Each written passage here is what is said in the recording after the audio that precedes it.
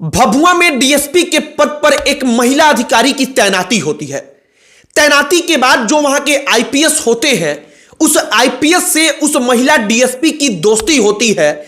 दोस्ती धीरे धीरे आगे बढ़ती है तो वो महिला डीएसपी उस आईपीएस दोस्त के साथ अपना शारीरिक संबंध बनाती है। वो उस आईपीएस के साथ बिस्तर साझा करती है और इसके बाद अंत में वो जाकर एफआईआर करवाती है और कहती है कि आईपीएस ने शादी का वादा करके मेरा शारीरिक शोषण किया। इसके बाद मामला दशकों तक चला और अंततः हाई कोर्ट ने इस पर फैसला देते हुए कहा कि यह मामला दरअसल पूरा का पूरा गलत है और महिला डीएसपी अपनी मर्जी से संबंध उन्होंने बनाया था और हाई कोर्ट ने एफआईआर रद्द करने का आदेश दे दिया। इसके बाद इस मामले को लेकर चर्चा हुई।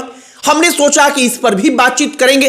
इसके बाद हम लोग बातचीत करेंगे कि पप्पू यादव ने गोपालगंज में अरविंद यादव नाम के एक शख्स की हत्या होती है, वहां पर वो आते हैं और वहां पर आने के बाद अपने ही यादव समाज पर टूट पड़ते हैं और जाते जाते चिराग पासवान पर टूट पड़ते हैं। इसके बाद बात करेंगे कि आखिरकार तेजस्वी यादव और चिराग पासवान आमने सामने क्यों हैं, क्या कुछ हो रहा है बिहार में। आगे बातचीत करने से पहले हमारा नमस्कार स्वीकार करिए। हमारा नाम मोहित कुमार सिंह है। सबसे पहला टॉपिक जो होगा वह होगा महिला डीएसपी और एक आईपीएस जो पुरुष है, इन दोनों के बीच बने संबंधों पर। साल 2014 की कहानी है। साल 2014 में भभुआ में डीएसपी के पद पर एक महिला की तैनाती होती है। वो डीएसपी बनकर आती हैं। वो कहानी बताती हैं उसके मुताबिक जब वो डीएसपी बनकर आई तो सोशल मीडिया के जरिए जो उस रेंज के आईपीएस थे उन्होंने दोस्ती का हाथ बढ़ाया। अब दोनों में दोस्ती हो गई। आईपीएस का नाम अगर हम आपको बताएं तो आईपीएस का नाम पुष्कर आनंद है। पुष्कर आनंद से उसकी दोस्ती होती है। अब यहीं से कहानी में ट्विस्ट आता है कि वो आईपीएस और डीएसपी अधिकारी जो महिला है, इन दोनों में दोस्ती आगे बढ़ती है तो दोनों रिलेशनशिप में आ जाते हैं। वो महिला डीएसपी कहती है कि उसने मेरे से वादा किया कि हम तुमसे शादी करेंगे और ये वादा किया तो हम बिस्तर साझा करने के लिए तैयार हो गए। मतलब उनका जो एफआईआर है उस एफआईआर के मुताबिक अगर हम कहानी बताएं तो अब शारीरिक संबंध बना, एक दूसरे के साथ संबंध काफी दिनों तक चलता रहा, सब कुछ बढ़िया रहा। लेकिन इसके बाद आईपीएस जो थे पुष्कर आनंद और जो महिला डीएसपी थी, इनके बीच का रिश्ता खराब होने लगा। ये दोनों अलग अलग हो गए। अब महिला अधिकारी जाती हैं और जाकर के कैमूर पुलिस स्टेशन में एफआईआर दर्ज करवाती हैं। वो एफआईआर दर्ज करवाकर क्या कहती हैं कि जब हमारी पोस्टिंग हुई तो आईपीएस ने हमसे दोस्ती का हाथ बढ़ाया और मेरा फायदा उठाया, मेरे साथ गलत काम किया और हमारे साथ गलत काम करके हमको छोड़ दिया। यह मामला कई दिनों तक चलता रहा। अंततः हाई कोर्ट ने इस पर टिप्पणी की और जो टिप्पणी करते हुए उसने फैसला दिया वो चर्चा का विषय बन गया। हाई कोर्ट ने कहा कि महिला आईपीएस की जो आईपीएस था उसने महिला के साथ जबरन कुछ नहीं किया, बल्कि आजकल एक जो म्यूचुअल अंडरस्टैंडिंग होता है किसी भी रिश्ते में, कुछ उस प्रकार का रिश्ता बना कि वो लड़का भी तैयार था और महिला भी तैयार थी जो डीएसपी थी और इसके बाद कोई संबंध बना।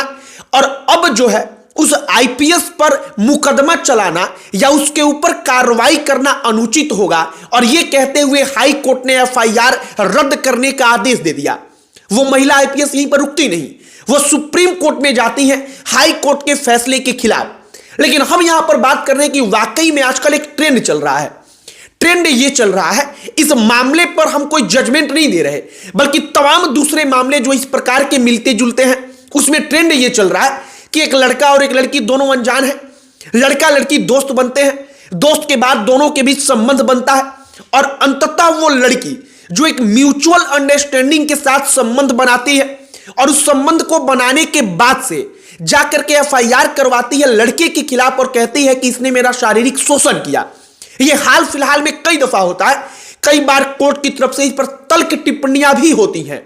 लेकिन कहने का मतलब है कि प्रशासनिक जो प्रशासन में लोग हैं, वो महिला अगर म्यूचुअल अंडरस्टैंडिंग के साथ किसी रिश्ते में जाती है और बाद में एफआईआर करती है, हाई कोर्ट बकायदा इस पर टिप्पणी करता है, तो यह चर्चा का विषय और अधिक बन जाता है। बाकी हम इस मामले में कोई जजमेंट नहीं दे रहे ना, क्योंकि ना हम जज हैं ना कोर्ट हैं, बल्कि फैसला कोर्ट को करना है जो कोर्ट में बैठे जज हैं उनको करना है, लेकिन जो एक ट्रेंड चल रहा है वो ट्रेंड बड़ा खतरनाक है। और हम उस ट्रेंड की बात कर रहे हैं कि आखिरकार जब किसी भी रिश्ते में लड़की अपने रजामंदी से आती है, लड़का उसके साथ कोई जबरन नहीं करता, तो अंत में जाकर के जब वो रिश्ता खराब होता है तो लड़के के ऊपर एफआईआर करवाने का ये गलत ट्रेंड क्या है और ऐसा क्यों होना चाहिए। बाकी हाई कोर्ट ने जो अपनी टिप्पणी में कहा हमने वो आपको बताया है, आप इससे कितना सहमत हैं असहमत हैं वो आप कमेंट बॉक्स में अपनी प्रतिक्रिया लिखकर बता सकते हैं। अब आते हैं पप्पू यादव पर। पप्पू यादव, अरविंद यादव जो पूर्व मुखिया रहे हैं गोपालगंज में एक पंचायत के, उनके हत्या के बाद से वहां पर आते हैं। वो आते हैं तो अपने ही यादव समाज पर टूट पड़ते हैं, कोसते हैं, कहते हैं कि जिन लोगों को आप यादव के नाम पर वोट देते हैं वो कभी घूमने भी यहां पर नहीं आएगा। जाति के नाम पर जब वो तेजस्वी और लालू यादव का बात करते हैं कि उनको वोट फ्री में ही मिल जा रहा है जाति के नाम पर यादवों का, तो यादवों के साथ कुछ होगा तो वो क्यों आएंगे। और पप्पू यादव यह सब कुछ कहते हुए जो उनका अपना यादव है उस समाज को जगाने का प्रयास कर रहे थे और बताने का प्रयास करते हैं कि जो यादव है वो यादव जब उनके ही पीछे पीछे घूमेगा तो आखिरकार उनको यादवों के लिए कुछ करने की जरूरत क्यों है। पप्पू यादव लगे हाथ इसके बाद चिराग पासवान को लपेट लेते हैं। वो कहते हैं कि सीवान में हेलीकॉप्टर से आते हैं और शूटर्स को अब एमपी एमएलए बनाएंगे। पप्पू यादव रईस खान के मामले पर टिप्पणी करते हैं। वो चिराग पासवान को कहते हैं कि सीवान, गोपालगंज, इस तमाम क्षेत्रों में कौन लोग क्या करते हैं हमको सब पता है। और वो चिराग पासवान पर कहते हैं कि अब ये शूटर्स को विधायक बनवाएंगे और सांसद बनवाएंगे। इसके बाद चिराग पासवान और तेजस्वी यादव आमने सामने हैं। आमने सामने क्यों है आप समझिए। दरअसल चिराग पासवान बीपीएससी में गड़बड़ी हुई है इस बात को स्वीकार करते हुए कहते हैं कि अगर हम विपक्ष में रहते तो छात्रों के लिए प्रदर्शन करते, धरना देते, लेकिन चूंकि हम सत्ता में हैं तो हम प्रदर्शन नहीं कर पा रहे, धरना नहीं दे रहे। तेजस्वी यादव ने इस बात पर चिराग पासवान को पकड़ लिया, ऐसा पकड़ा कि अब वो उनको उठा उठाकर पटक रहे हैं राजनीतिक तौर पर। वो कह रहे हैं कि इसका मतलब चिराग पासवान सत्ता के लालच में छात्रों का हित अहित कुछ भी नहीं देखते। छात्रों के साथ वो गलत होता देख रहे हैं, लेकिन छात्रों के साथ वो गलत करने वाले लोगों में शामिल हो जा रहे हैं। क्यों? क्योंकि उनको सत्ता का लालच है, उनको सत्ता चाहिए, उनको कुर्सी चाहिए। और चिराग पासवान पर तेजस्वी यादव की ये तल्ख टिप्पणी जो है और उनकी पूरी की पूरी राष्ट्रीय जनता दल इसके बाद चिराग पासवान पर टूट पड़ती है। फिलहाल चिराग पासवान ने वाकई में छात्रों पर टिप्पणी करते हुए कहा कि हमको पता है उनके साथ गलत हुआ है, लेकिन हम विपक्ष में नहीं है इसलिए इस पर बोल नहीं पा रहे और हमको हंसी इसलिए आ रही है क्योंकि आप सत्ता में रहें या विपक्ष में रहें, लेकिन अगर गलत आप देख रहे हैं तो गलत के खिलाफ बोलना आपको चाहिए, आपको सड़क पर उतरना चाहिए था। लेकिन आप जानकर भी अगर चुप रहे हैं तो ये वाकई में गलत है। बाकी तेजस्वी और चिराग पासवान आमने सामने हैं। ये तीन चीजों पर हमने जो आपको बताई है, किसी पर भी कुछ भी टिप्पणी अगर आप करना चाहते हैं तो कमेंट बॉक्स में आपका स्वागत है। आप अपना सुझाव भी कमेंट बॉक्स में लिखकर बता सकते हैं। अन्य कोई टॉपिक भी आप हमको सुझाव के रूप में दे सकते हैं, बता सकते हैं कि किस पर हम वीडियो बनाएं। बाकी वीडियो यहीं पर समाप्त करते हैं। अंत में हमारा परिचय, हमारा नाम मोहित कुमार सिंह है। बहुत बहुत धन्यवाद।